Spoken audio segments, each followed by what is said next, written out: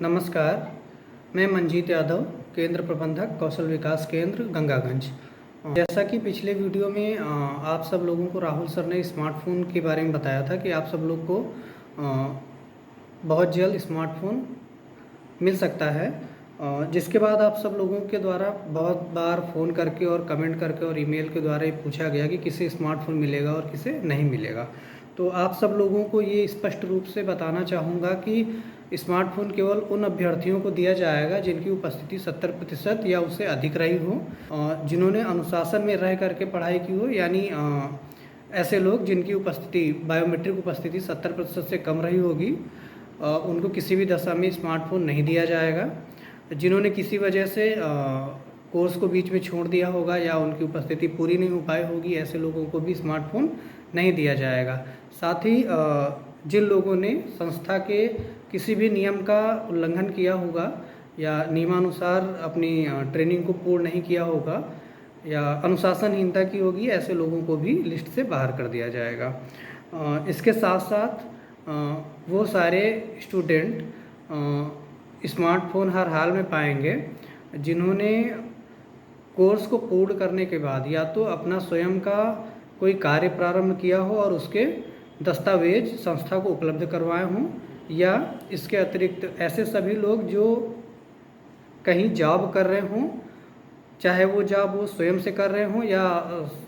केंद्र के द्वारा आपको किसी जॉब पर भेजा गया हो, वो लोग अगर अपने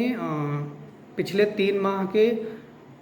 बैंक स्टेटमेंट जिसमें सैलरी आई हो या ऑफ़र लेटर, सैलरी स्लिप, इनमें से कोई भी चीज़ सेंटर को उपलब्ध कराएंगे तो ऐसे लोगों को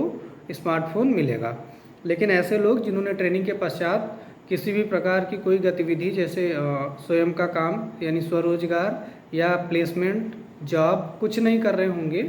केवल एक फॉर्मेलिटी के तौर पर कोर्स को पूरा किया होगा, ऐसे लोगों को स्मार्टफ़ोन नहीं मिलेगा। तो मैं आप लोगों से इस वीडियो के माध्यम से निवेदन भी करना चाहूँगा कि आप लोग बार बार कॉल करके स्मार्टफ़ोन के बारे में जानकारी प्राप्त कर रहे हैं। इससे अच्छा यह है कि आप लोग अपने केंद्र पर जा कर के जानकारी प्राप्त करें। तो आप लोगों से ये निवेदन है कि इससे अच्छा रहेगा कि आप लोग अपने केंद्र में जाएंगे और अपने केंद्र प्रबंधक से या ट्रेनर से बात करके अपना स्मार्टफ़ोन से संबंधित जो भी जानकारी आप लोग चाहते हैं वो प्राप्त करेंगे।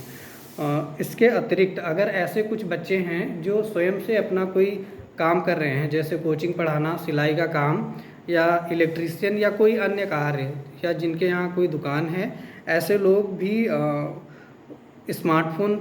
प्राप्त कर सकते हैं, लेकिन उसके लिए उन्हें अपना संबंधित कार्य का कोई दस्तावेज केंद्र में प्रस्तुत करना होगा। कौन कौन से दस्तावेज आपको प्रस्तुत करने हैं, किस प्रकार से प्रस्तुत करने हैं, ये आप लोग अपने केंद्र में जा कर के अपने केंद्र प्रबंधक से या स्टाफ से जानकारी प्राप्त कर लें।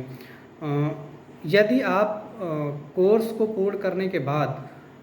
प्लेसमेंट या फिर स्वरोजगार नहीं कर रहे हैं तो आपको किसी भी दशा में संस्था के द्वारा स्मार्टफ़ोन या कोई अन्य सुविधा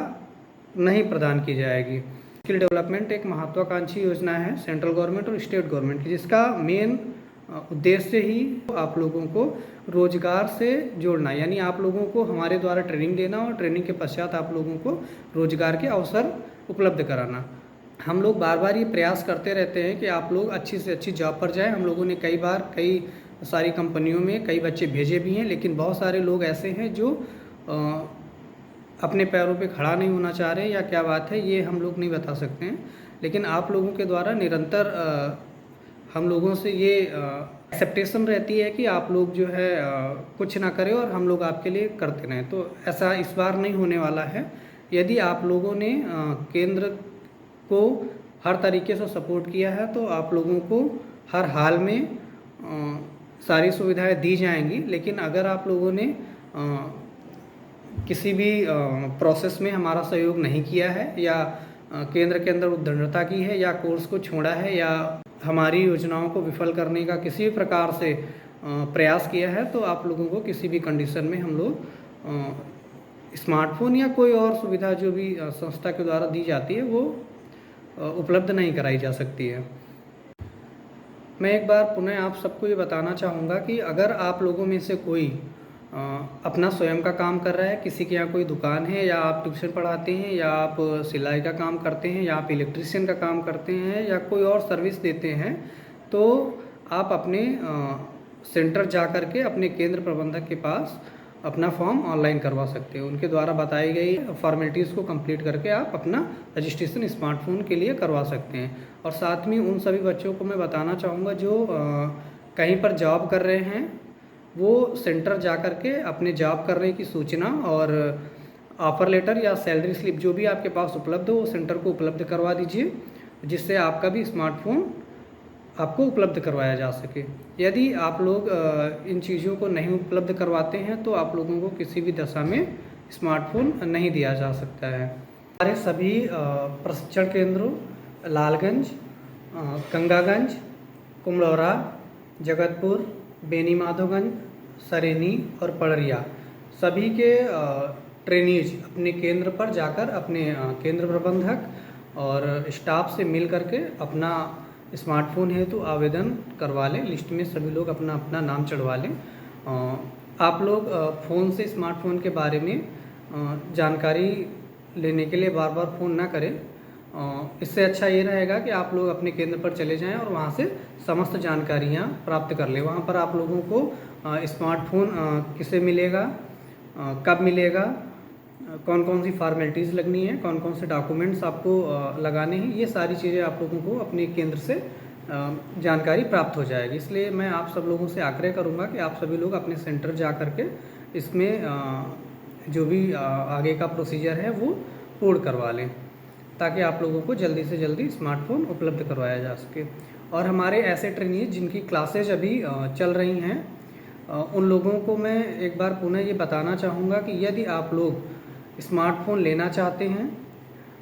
तो आप लोग निरंतर क्लास करते रहिए,